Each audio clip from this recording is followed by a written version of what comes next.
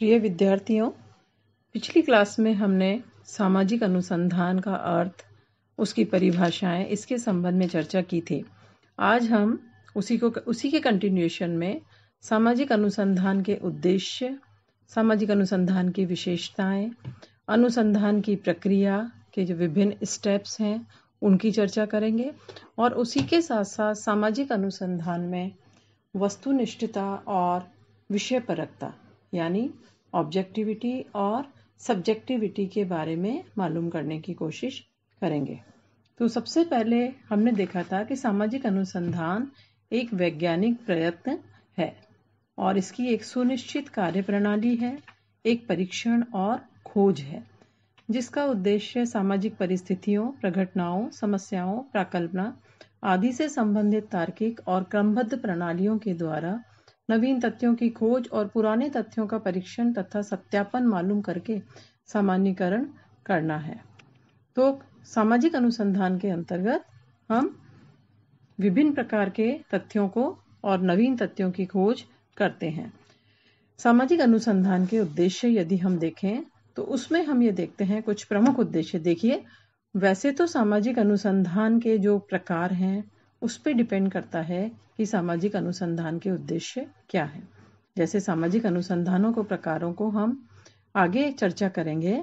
तो विभिन्न प्रकार के, जैसे शुद्ध है सामाजिक अनुसंधान, जो हम करने जा रहे हैं, हमारा शोध वो अप्लाइड है, व्यवहारिक है या विशुद्ध प्रकृति का है, वो विश्लेषणात्मक होगा, वो प्रयोगात्मक अनुसंधान है हमारा, या व्याख्यात्मक अनुसंधान के प्रकार को हम अपना रहे हैं। उस पर डिपेंड करेगा कि हमारे अध्ययन के उद्देश्य किस प्रकार के होंगे। लेकिन फिर भी हम कुछ सामान्य उद्देश्यों की चर्चा इसमें करेंगे और वो है जैसे समाज की कार्यप्रणाली को समझना, क्योंकि सामाजिक अनुसंधान समाज से संबंधित विषयों का अध्ययन करता है, तो वो हम उसमें समाज के सिस्टम को समझने की कोशिश करते हैं। दूसरा, व्यक्तिगत व्यवहार और सामाजिक क्रिया को समझना। नेक्स्ट, सामाजिक समस्याओं का मूल्यांकन, समाज पर उनका प्रभाव और संभावित समाधानों का पता लगाना। जो समस्याएं हमारे सामने हैं, हम उसको किस प्रकार से, उसके क्या समाधान हो सकते हैं, उसे कैसे दूर किया जा सकता है। यद्यपि अनुसंधान में हम क्या होना चाहिए का प्रयोग नहीं करते हैं, लेकिन फिर भी हम संभावित समाधानों का उसमें उल्लेख कर सकते हैं। नेक्स्ट, सामाजिक यथार्थ की खोज करना और सामाजिक जीवन की व्याख्या करना। क्योंकि जब हम कहते हैं खोज और पुनः खोज, तो उसका उद्देश्य यही होता है कि हम सामाजिक यथार्थ को जानने की कोशिश कर रहे हैं और उसके आधार पर सामाजिक जीवन की व्याख्या कर रहे हैं। लास्ट, सिद्धांतों को विकसित करना।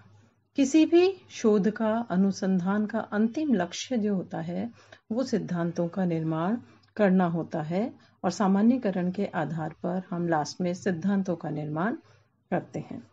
अब यदि हम, ये कुछ प्रमुख उद्देश्य हैं सामाजिक अनुसंधान के, और जैसा हमने चर्चा किया कि अनुसंधान विशेष प्रारूप जो है, प्रकार हैं, उनके ऊपर इनके उद्देश्यों में अंतर हो सकता है।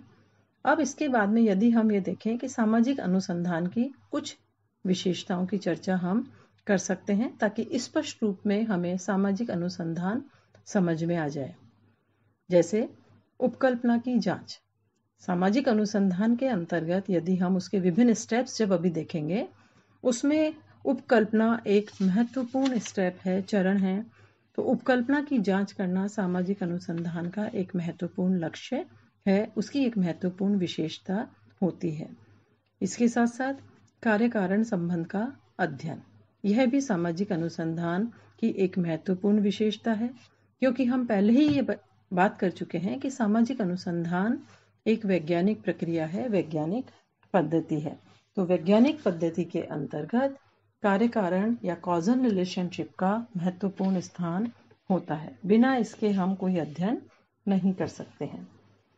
नेक्स्ट, व्यावहारिक एवं शुद्ध अनुसंधान।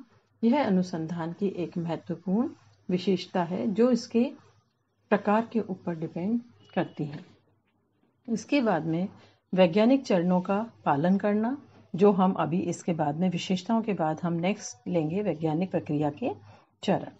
तो उसके अनुसार जो सिस्टमैटिक है, जब हमने देखा था कि सामाजिक अनुसंधान व्यवस्थित अध्ययन है, क्योंकि इसे वैज्ञानिक अध्ययन कहते हैं। इसलिए विज्ञान की जो महत्वपूर्ण विशेषता है उसमें व्यवस्थित और क्रमबद्धता एक महत्वपूर्ण स्टेप है। तो सामाजिक अनुसंधानों में भी ये अपेक्षा की जाती है, उसकी ये महत्वपूर्ण विशेषता है कि उसमें हम वैज्ञानिक चरणों का पालन करते हैं, स्टेप बाय स्टेप आगे बढ़ते हैं। नेक्स्ट, नवीन तथ्यों की खोज और पुनः खोज, यानी नए तथ्य भी खोज सकते हैं और जो तथ्य पहले खोजे जा चुके हैं, जिन पर रिसर्च हो चुकी है, उनके ऊपर दोबारा से हम रिसर्च कर सकते हैं, अनुसंधान का कार्य कर सकते हैं। नेक्स्ट, सिद्धांतों का परीक्षण। जो सिद्धांत पूर्व में निर्मित है उनका परीक्षण नवीन अध्ययनों के माध्यम से हम करते हैं। यह सामाजिक अनुसंधान की एक महत्वपूर्ण विशेषता है। इसके साथ साथ सामाजिक अनुसंधान क्या है, क्यों है, कैसे है, क्या होगा का अध्ययन करता है। इसमें क्या होना चाहिए इसका अध्ययन नहीं किया जाता है जब हम वैज्ञानिक अध्ययन की बात करते हैं। तो किसी भी घटना को देखने के लिए सामाजिक अनुसंधान में हम देखते हैं कि यह कैसे घटित हुई, यह क्यों घटित हुई है, इसके पीछे क्या कारण है, यह कब घटित हुई। तो ये सारी चीजें और इसका आगे भविष्य क्या होगा, नेक्स्ट इसका क्या होगा, ये हम सामाजिक अनुसंधान के अंतर्गत देखते हैं।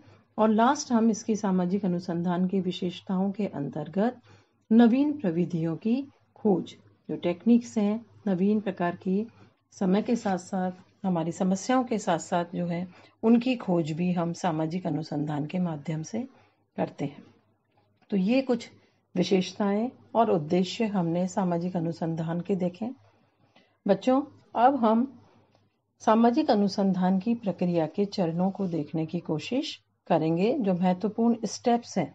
जब हम सामाजिक अनुसंधान को एक प्रोसेस कहते हैं कि ये एक प्रोसेस है जो स्टेप बाय स्टेप एक एक कदम पे आगे बढ़ता है। तो इसके कौन कौन से महत्वपूर्ण चरण हैं उसकी चर्चा हम अब करेंगे। सबसे पहला इसका स्टेप या चरण है समस्या का चयन। यानी जब अनुसंधानकर्ता कोई अनुसंधान करने जाते हैं तो सबसे पहले उसके सामने होता है कि किस समस्या पे उसका विषय क्या होगा, वो किस विषय के ऊपर, किस टॉपिक के ऊपर अध्ययन करेगा। तो सबसे पहला जो हमारा चरण आता है सामाजिक अनुसंधान की प्रक्रिया में, वो है समस्या का चयन। दूसरा स्टेप प्राकल्पना का निर्माण, यानी हाइपोथेसिस बनाना। हाइपोथेसिस अलग से हमारा एक टॉपिक है जिस पर हम बाद में बात करेंगे। यहाँ मैं इतना ही बताना चाहूँगी कि प्राकल्पना एक काम चलाऊ स्टेटमेंट है जिसका परीक्षण, सत्यापन अभी बाकी है। यानी हम कार्य कारण संबंध को स्पष्ट करने के लिए दो या दो से अधिक चरों के बीच में कोई काम चलाऊ स्टेटमेंट बनाते हैं, संबंध स्थापित करके प्राकल्पना का निर्माण करते हैं, ताकि वो हमारे अध्ययन को एक मार्गदर्शिका के रूप में कार्य करें, उसे एक मार्गदर्शन मिले और हम अपने केंद्र से भटके नहीं। तो प्राकल्पना या उपकल्पना का निर्माण सामाजिक अनुसंधान की प्रक्रिया में एक महत्वपूर्ण कदम है, जिस पर हमारे पूरे अनुसंधान का सफल असफल होना लगभग निर्धारित करता है। प्राकल्पना निर्माण के बाद में तीसरे स्टेप पर अध्ययन क्षेत्र का निर्धारण। जैसे हमने समस्या का चयन कर लिया, अब जैसे हम स्टूडेंट्स पे कोई अध्ययन करना चाहते हैं तो हमने कॉलेज स्टूडेंट्स पे करना चाहते हैं, स्कूल के स्टूडेंट्स पे करना चाहते हैं, और किस प्रकार की समस्या का लेकर हम स्टूडेंट्स पे अध्ययन करेंगे, तो समस्या में हमने वो ले लिया। फिर प्राकल्पना का निर्माण कर लिया। अब नेक्स्ट हमारा आता है कि उस अध्ययन के लिए हम किन का अध्ययन कर रहे हैं। तो यहाँ आता है हमारा अध्ययन का क्षेत्र, अध्ययन क्षेत्र का निर्धारण। मान लीजिए हमने जयपुर जिले के या जयपुर शहर के कुछ क्षेत्रों का चयन किया, कुछ स्कूल्स ले लिए या कॉलेज स्टूडेंट्स का करना चाह रहे हैं तो कुछ कॉलेजेस ले लिए।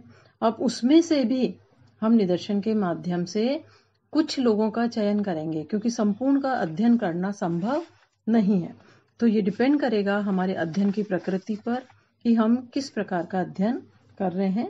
तो नेक्स्ट स्टेप महत्वपूर्ण सबसे पहले समस्या का चयन, प्राकल्पना का निर्माण, और उसके बाद में अध्ययन क्षेत्र का निर्धारण सबसे महत्वपूर्ण चरण के रूप में आता है। अब अध्ययन क्षेत्र हमारा निर्धारित हो गया, तो अब वहां से हम सूचनादाताओं का, जो हमारे रिस्पोंडेंट है, हमारे जवाब देने वाले उत्तरदाता हैं, जिनसे हमें तथ्य संकलन करना है, जिनसे हमें डाटा कलेक्शन करना है, उनका चयन करेंगे। तो यहाँ सूचनादाताओं का चयन आएगा। नेक्स्ट, उपकरणों और प्रविधियों का निर्धारण। हमारे रिस्पोंडेंट भी तय हो गए, समस्या भी तय हो गई, अध्ययन का क्षेत्र भी तय हो गया। लेकिन हम जब मेन फील्ड में जाएंगे तो किस प्रकार से तथ्यों का संकलन करेंगे, इसके लिए हम विभिन्न उपकरण और प्रविधियों का, टेक्निक्स का प्रयोग करेंगे, उनका निर्धारण करें। प्रयोग से पहले उनका सिलेक्शन करेंगे। मान लीजिए हम प्रश्नावली से करना चाह रहे हैं, हम अनुसूची के माध्यम से, हम साक्षात्कार के माध्यम से तथ्यों का संकलन करना चाह रहे हैं, इसका निर्धारण यहाँ करेंगे। ये सब हमारे अलग से टॉपिक्स हैं, जिसमें डिटेल में हम जब उन टॉपिक्स पे आएंगे, टेक्निक्स पर, तब बात करेंगे। यहाँ केवल मैं इतना ही कहूंगी कि नेक्स्ट जो हमारा स्टेप है वो है उपकरणों और प्रविधियों का निर्धारण। अब फाइनल हमारा सब कुछ हो चुका, हमारे पर प्रविधियां सेलेक्ट हो गई हैं, तो हम अब फील्ड में जाएंगे और वहां जाकर के डाटा कलेक्शन करेंगे। डाटा कलेक्शन हमारा हो गया। इसके बाद में जो हमारे पास विभिन्न फैले हुए आंकड़े हैं, विभिन्न हमारी, मान लीजिए साक्षात्कार, अनुसूची, प्रश्नावली, जिसके भी माध्यम से हमने तथ्यों का संकलन किया है, वो एक विस्तृत आंकड़े विभिन्न रूपों में हमारे पास में मौजूद हैं। तो उन फैले हुए आंकड़ों के आधार पर हम किसी भी निष्कर्ष पर नहीं पहुंच सकते। तो इसके लिए हम क्या करेंगे, उनका वर्गीकरण करेंगे और उसके बाद उनका सारणीयन करेंगे। तो सारणीयन और वर्गीकरण एक महत्वपूर्ण स्टेप है उन बिखरे हुए आंकड़ों को समेटने का, उन्हें एक सीमित स्थान पे सारणियों में प्रदर्शित करने का, उनको संक्षिप्त करने का, यानी हम संक्षिप्तीकरण कर रहे हैं हमारे कलेक्टेड डाटास का। और सबसे बाद में जब हम करेंगे, हमारे पास सारणीयन हो गया, वर्गीकरण हो गया, तो उसके बाद में लास्ट हम आते हैं सामान्यीकरण, जिसमें सामान्यीकरण के साथ साथ प्रतिवेदन, प्रस्तुतिकरण भी होता है, या सिद्धांत का निर्माण हम यहाँ पर करते हैं। तो ये महत्वपूर्ण चरण है, स्टेप्स है, जिनको स्टेप बाय स्टेप फॉलो करते हुए यदि हम अनुसंधान का कार्य करते हैं तो वो हमारा अनुसंधान एक सफल अनुसंधान होगा।